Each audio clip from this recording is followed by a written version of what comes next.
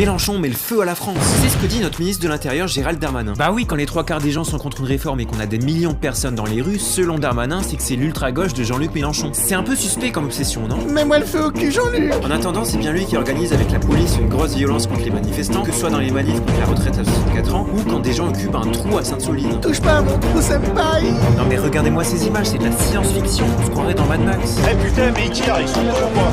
C'est pas le bon cortège.